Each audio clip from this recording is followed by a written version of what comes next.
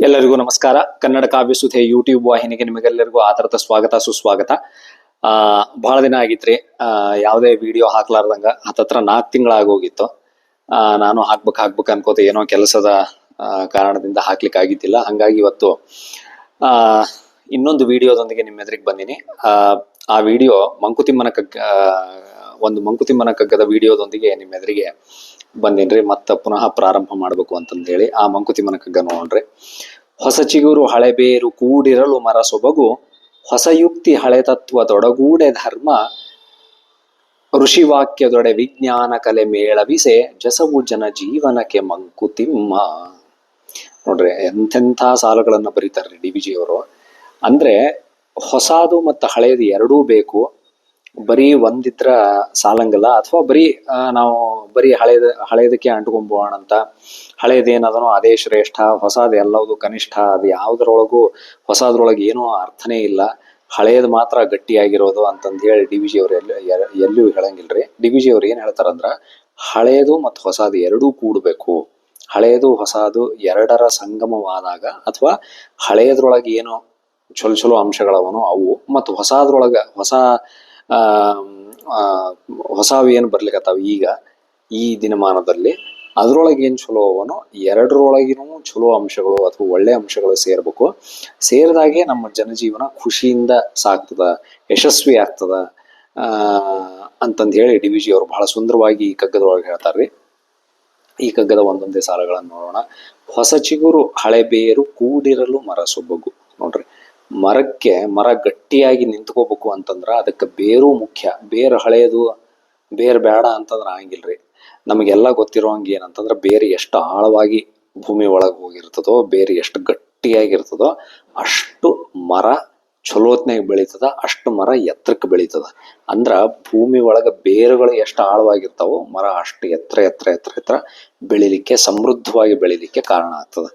ಹಂಗಾಗಿ ಆಮೇಲೆ ಭೂಮಿ ಒಳಗಿರೋ ಮಣ್ಣಿನೊಳಗಿರೋ ಎಲ್ಲಾ ಸತ್ವಗಳನ್ನ ಹೀರ್ಕೊಂಡು ಬೇರು ಆ ಮರವನ್ನ ವೃದ್ಧಿ ಮಾಡ್ತದ, ಬೆಳೆಸ್ತದ, ಸಮೃದ್ಧಿಯನ್ನಾಗಿ ಮಾಡ್ತದ. ಹಂಗಾಗಿ ಬೇರು ಗಟ್ಟಿಯಾಗಿರೋದು ಬಹಳ ಮುಖ್ಯ. ಹಂಗಾಗಿ ಹಳೆ ಬೇರೂ ಬೇಕು. ಹಂಗಂತಂದು ಹೇಳಿ ಹೊಸ ಚಿಗುರು ಬೇಡ ಅಂತಲ್ರಿ, ಹೊಸ ಚಿಗುರು ಇರ್ಬೇಕು. ಅಂದ್ರೆ ಹೊಸ ಚಿಗುರು ಬರ್ಬೇಕು, ಮರದೊಳಗ ಹೊಸ ಎಲೆಗಳು ಹುಟ್ಟಬೇಕು, ಎಲೆಯಿಂದ ಕಾಯಿ ಆಗ್ಬೇಕು, ಕಾಯಿಯಿಂದ ಹಣ್ಣಾಗ್ಬೇಕು, ಎಲೆ, ಮೊಗ್ಗು, ಕಾಯಿ, ಹಣ್ಣು, ಈ ನಿರಂತರ ಪ್ರಕ್ರಿಯೆ ಏನದಲ್ರಿ, ಈ ಪ್ರಕೃತಿಯ ಪ್ರಕ್ರಿಯೆ, ಇದು ಸಾಗ್ತಾನೆ ಇರ್ಬೇಕು. ಹಂಗಾಗಿ ಹೊಸ ಚಿಗುರು ಬೇಕು, ಹಳೆ ಬೇರು ಇರಬೇಕು. ಹೊಸ ಚಿಗುರು ಹಳೆ ಬೇರು ಕೂಡಿರಲು ಮರ ಸೊಬಗು, ಹೊಸ ಯುಕ್ತಿ ಹಳೆ ತತ್ವದೊಡಗೂಡೆ ಧರ್ಮ. ಧರ್ಮ ಯಾವಾಗ ಕಂಪ್ಲೀಟ್ ಆಗ್ತದೆ, ಯಾವಾಗ ಪೂರ್ತಿ ಆಗ್ತದ, ಅಥವಾ ಯಾವಾಗ ಚಲೋ ಕಾಣ್ತದ ನಮಗ್ ಧರ್ಮ, ಅಥವಾ ಯಾವಾಗ ನಮ್ಮ ಜೀವನಕ್ಕೆ ಅದನ್ನ ಒಗ್ಗಿಸ್ಕೋಬಹುದು ನಾವು ಧರ್ಮವನ್ನ ಅಂತಂದ್ರೆ, ಡಿ ವಿ ಜಿ ಅವ್ರು ಹೇಳೋ ಪ್ರಕಾರ ಹೊಸ ಯುಕ್ತಿ ಹಳೆ ತತ್ವದೊಡಗೂಡೆ ಧರ್ಮ. ನೋಡ್ರಿ, ಹೊಸ ಯುಕ್ತಿನೂ ಇರ್ಬೇಕು, ಹೊಸ ವಿಚಾರಗಳು ಬರ್ತಿರ್ಬೇಕು, ಆಮೇಲೆ ಹಳೆ ತತ್ವನೂ ಇರ್ಬೇಕು ಧರ್ಮದೊಳಗೆ. ಎರಡೂ ಬೇಕು. ಬರೀ ಹಳೇದಕ್ಕೂ ಅಂಟ್ಕೊಳ್ಳೋದು ಬೇಡ, ಅಥವಾ ಹೊಸದಾಗಿ ಏನಾದ್ರು ಬಂದ್ರೆ, ಅಥವಾ ನಮ್ಮ ಆಚಾರ ವಿಚಾರದೊಳಗ ಏನಾದ್ರು ಬದಲಾವಣೆಗಳಾಗಬೇಕು, ಮಾರ್ಪಾಡುಗಳಾಗಬೇಕು ಈ ಕಾಲಕ್ಕೆ ತಕ್ಕಂಗ ಅಂತಂದ್ರ, ಅದನ್ನ ತೀರಾ ಮಡಿವಂತಿಕೆಯಿಂದ ಬೇಡವೇ ಬೇಡ, ನಮ್ಗೆ ನಾವೇನು ಚೇಂಜ್ ಆಗಲ್ಲ, ಮೊದ್ಲು ಹೆಂಗಿದ್ವೋ ಹಂಗ ಇರ್ತೀವಿ ಅಂತ ಅನ್ಲಿಕ್ಕೆ ಶಕ್ಯಲ್ರಿ. ಹಂಗಾಗಿ ಹೊಸ ತತ್ವನೂ ಬೇಕು, ಹೊಸ ಯುಕ್ತಿ, ಹೊಸ ವಿಚಾರಗಳು ಬರ್ಬೇಕು, ಹಳೆ ತತ್ವನೂ ಇರ್ಬೇಕು. ಆಮೇಲೆ ಮುಂದಿನ ಸಾಲು ನೋಡ್ರಿ, ಎಷ್ಟು ಸುಂದರವಾಗಿ ಬರೀತಾರೆ ಡಿ ವಿ ಜಿ ಅವರು ಅಂತಂದ್ರ, ಋಷಿವಾಕ್ಯದೊಡೆ ವಿಜ್ಞಾನ ಕಲೆ ಮೇಳವಿಸೆ, ಜಸವು ಜನ ಜೀವನಕ್ಕೆ ಮಂಕುತಿಮ್ಮ ಅಂತ ಬರೀತಾರ್ರಿ. ಅಂದ್ರೆ ಋಷಿವಾಕ್ಯದೊಡೆ ವಿಜ್ಞಾನ ಕಲೆ ಮೇಳವಿಸೆ. ನೋಡ್ರಿ, ಋಷಿವಾಕ್ಯನೂ ಬೇಕು ನಮಗೆ. ಋಷಿವಾಕ್ಯ ಮತ್ತು ವಿಜ್ಞಾನ ಕಲೆ ಎರಡೂ ಮೇಳೈಸಿದ್ರೆ, ಎರಡೂ ಕೂಡಿದಾಗ ಮಾತ್ರ ನಮ್ಮ ಜನಜೀವನ ಖುಷಿಯಿಂದ ಸಾಕ್ತದ, ಸಂತೋಷದಿಂದ ಸಾಕ್ತದ, ಸಂಪದ್ಭರಿತವಾಗ್ತದ. ಬೇಕಾದಷ್ಟು ನಮಗೆ ಏನೇನು ಬೇಕೋ ಎಲ್ಲ ಅನುಕೂಲಗಳು ಯಾವಾಗ ಸಾಧ್ಯ ಆಗ್ತಾವಂದ್ರ ಋಷಿವಾಕ್ಯ ಮತ್ತು ವಿಜ್ಞಾನ ಕಲೆ ಎರಡೂ ಬೇಕು. ಋಷಿವಾಕ್ಯ ಅಂತಂದ್ರೆ ಹಳೆಯ ತತ್ವಗಳು. ಋಷಿಗಳು, ಈ ಭಾರತೀಯ ಸಂಸ್ಕೃತಿ ಒಳಗ ಋಷಿಗಳು ಅಥವಾ ಮಹಾತ್ಮರು, ಸಂತರು, ಸಾಧುಗಳು ಏನೇನ್ ಮಾಡ್ಯಾರ್ರಿ, ಬೇಕಾದಷ್ಟು ವರ್ಷಗಳ ಕಾಲ ತಪಸ್ಸನ್ನ ಮಾಡಿ, ಅವ್ರು ಯಾವುದು ಹೊರಗಿಂದ ಅವ್ರು ಏನು ಕಲ್ತಿಲ್ಲ, ಅವ್ರು ಯಾವ್ದು ಯೂನಿವರ್ಸಿಟಿಗೆ ಹೋಗಿಲ್ಲ, ಕಾಲೇಜ್ಗೆ ಹೋಗಿಲ್ಲ, ಆದ್ರೆ ಅವ್ರಿಗೆ ಎಲ್ಲವೂ ಗೊತ್ತಿತ್ತು. ಅವ್ರಿಗೆ ಗಣಿತ ಗೊತ್ತಿತ್ತು, ಅವರಿಗೆ ಬಾಹ್ಯಾಕಾಶದ ವಿಜ್ಞಾನ, ಆಸ್ಟ್ರೋಫಿಸಿಕ್ಸ್ ಎಲ್ಲ ಗೊತ್ತಿತ್ತು, ಆಸ್ಟ್ರೋ ಸೈನ್ಸ್ ಗೊತ್ತಿತ್ತು, ಎಲ್ಲ ಗೊತ್ತಿತ್ತು ಅವ್ರಿಗೆ ಗೊತ್ತಿರಲಾರ್ದಂಥ ವಿದ್ಯೆಗಳೇ ಇರಲಿಲ್ಲ. ವೈದ್ಯಕೀಯ ವಿದ್ಯೆ ಗೊತ್ತಿತ್ತು, ಮೆಡಿಕಲ್ ಸೈನ್ಸು. ಸೊ ಹಿಂಗಾಗಿ ಅವರಿಗೆ ಎಲ್ಲ ವಿದ್ಯೆಗಳು ಗೊತ್ತಿತ್ತು.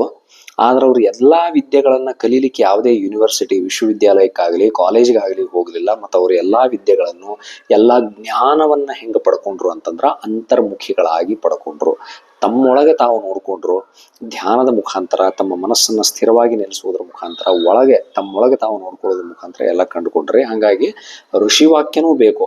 ನಮ್ಮ ಸಂಸ್ಕೃತಿ ಸಂಪ್ರದಾಯ ಅಥವಾ ನಮ್ಮ ಬೇರುಗಳು ಏನವ, ಆ ಬೇರುಗಳು ಕೂಡ ಗಟ್ಟಿಯಾಗಿರ್ಬೇಕು. ಆಮೇಲೆ ನಾವು ಎಲ್ಲಿಂದ ಬಂದೀವಿ ಅದ್ರ ಬಗ್ಗೆ ಹೆಮ್ಮೆ ಇರಬೇಕು. ಅದ್ರ ಜೊತೆಗೆ ವಿಜ್ಞಾನನೂ ಬೇಕು. ವಿಜ್ಞಾನ ಬೇಡ ಅಂತನ್ಲಿಕ್ಕೆ ಸಾಧ್ಯವೇ ಇಲ್ಲ. ವಿಜ್ಞಾನ ಬೇಕೇ ಬೇಕು. ಯಾಕಂದ್ರೆ ವಿಜ್ಞಾನದಿಂದ ಬೇಕಾದಷ್ಟು ಆವಿಷ್ಕಾರಗಳಾಗ್ಯಾವ್ರಿ. ಅದು ಸ್ಮಾರ್ಟ್ಫೋನ್ ಇರ್ಬೋದು, ಬೇಕಾದಷ್ಟು ಯಂತ್ರಗಳಿರ್ಬೋದು, ಏನೇ ಆಗಿರ್ಬೋದು. ಇದರಿಂದ ಬೇಕಾದಷ್ಟು ಜನರ ಜನಜೀವನ ಮಟ್ಟ ಸುಧಾರಣೆ ಆಗ್ಯದ. ಆಮೇಲೆ ಬೇಕಾದಷ್ಟು ಜನರ ಜೀವನೋಪಾಯ ಕಂಡುಕೊಂಡಾರ. ಹಾಗಾಗಿ ವಿಜ್ಞಾನನೂ ಬೇಕು, ಋಷಿವಾಕ್ಯನೂ ಬೇಕು. ಹಳೆಯದಿರಬೇಕು. ನಮ್ಮ ಸಂಸ್ಕೃತಿಯನ್ನು ಬಿಡಬಾರ್ದು.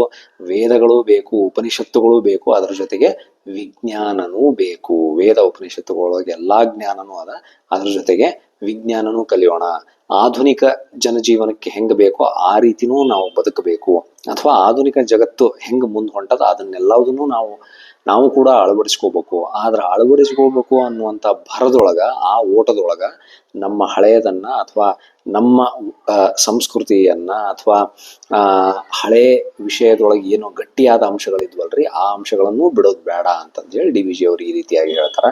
ಇದೆಲ್ಲ ಕೂಡಿದಾಗ, ಹಳೆಯದು ಹೊಸದು ಕೂಡಿದಾಗನೇ ನಮ್ಮ ಜೀವನ ಸುಂದರವಾಗೋದು, ಸುಖಮಯವಾಗುವುದು ಅಂತಂದು ಹೇಳಿ ಡಿ ವಿ ಜಿ ಅವರು ಬಹಳ ಸುಂದರವಾಗಿ ಹೇಳ್ಯಾರ್ರಿ. ಇದು ಈ ಕಗ್ಗದ ಬಗ್ಗೆ ನನಗನಿಸಿದಂಥ ಅಭಿಪ್ರಾಯವನ್ನ ಅಥವಾ ನಾನು ಯಾವ ರೀತಿ ಅರ್ಥ ಮಾಡ್ಕೊಂಡಿನೋ ಅದನ್ನ ನಾನು ನಿಮಗೆ ತಿಳಿಸೇನ್ರಿ. ಇದೇ ರೀತಿ ಈ ಕಗ್ಗದ ಬಗ್ಗೆ ಇನ್ನೂ ಬೇರೆ ಅಭಿಪ್ರಾಯಗಳು ನಿಮಗಿದ್ದಲ್ಲಿ, ಅಥವಾ ಈ ಕಗ್ಗವನ್ನ ಇನ್ನೂ ಬೇರೆ ರೀತಿ ಒಳಗೂ ಅರ್ಥೈಸ್ಬೋದು, ವಿಶ್ಲೇಷಿಸ್ಬೋದು ಅಂತ ನಿಮಗೆ ಅನ್ಸಿದ್ದಲ್ಲಿ ದಯವಿಟ್ಟು ಅದನ್ನ ಕಮೆಂಟ್ಸ್ ಬಾಕ್ಸ್ನಾಗ ತಿಳಿಸ್ರಿ. ಆಮೇಲೆ ಡಿ ವಿ ಜಿ ಅವರು ಇದನ್ನ ಏನೇನು ಬರ್ದಾರಲ್ರಿ, ಈ ಕಗ್ಗವನ್ನ ಈ ಕಗ್ಗದ ಸಾರಾಂಶ ಏನದಲ್ರಿ, ಈ ಕಗ್ಗದ ಸಾರಾಂಶವನ್ನ ನೀವು ಬಾಳಿಗೊಂದು ನಂಬಿಕೆ ಅನ್ನುವಂಥ ಪುಸ್ತಕ ಓದಿದ್ರೆ ಡಿ ವಿ ಜಿ ಅವ್ರದ್ದು, ಅದರೊಳಗೂ ನಿಮಗೆ ಇದೇ ಸಾರಾಂಶನೇ ಬರ್ತದ.